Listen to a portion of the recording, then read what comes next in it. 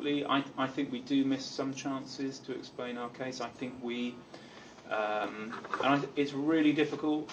I think we've been pushed onto the back foot over something like the Overview Council, where there is good news there. There is good news there. You know, we might disagree, but there is good news there.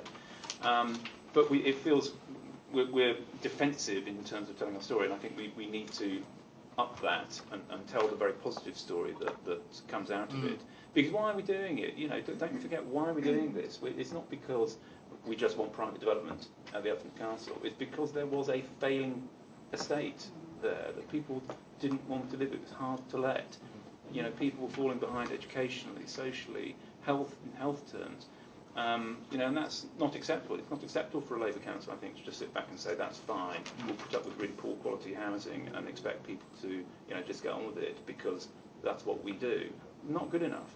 And so I think, you know, going in, building much better quality housing, bringing economic regeneration to the area so that, you know, people can benefit from the jobs and opportunities that are being created through these big regeneration projects.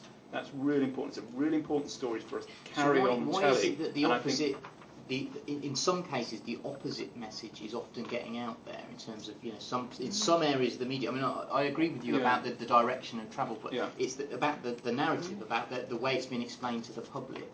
Quite often, other people with different agendas are coming along and representing the same information, and yet there's a different message getting out there, and it's quite strong in some cases. It is. It's really interesting. I think the timing of it as well. If I think back to 2010, 11, probably into 2012, we were able to tell the story. The press and TV were interested in what was happening at the Elephant. When we signed agreements, when we were doing things, when we were saying this is going to happen, they were interested. It was very positive. It's only after the estate was knocked down and, you know, suddenly it became this much loved and much missed estate. So we kind of, maybe we took our foot off the accelerator at that point. We should have carried on.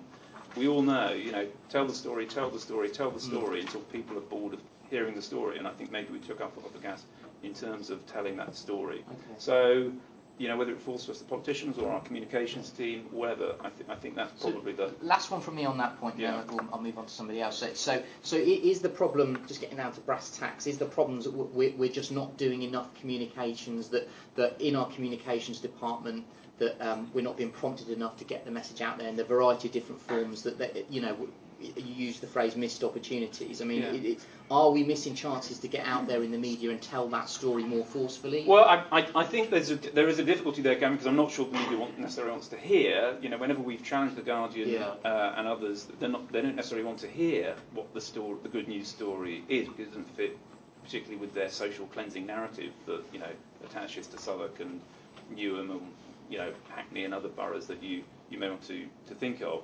But I think there's work that we don't do very well as a council in terms of public affairs. I don't think necessarily we always talk to people we should be talking to in order to influence their thoughts and their decision making. And Ellen and I went off and we met with Sarah Sands, the editor of the Evening Standard, but only 2 months ago. That's the first time we've spoken to her. Now, a very influential figure in London who it's useful actually to be able to talk to and say, this is what we're doing in Southwark, you know. And maybe we need to do more of that kind of work, talking to those who help influence. You know, maybe I should have been bashing down Alan Rusbridge's door at the Guardian to say, you know, come down to Southwark and see what we're doing. And it's that bit of public affairs work where I think we miss some opportunities. Okay, thanks. Johnson. Thank you. We're going to later on be talking about jobs, and a key factor in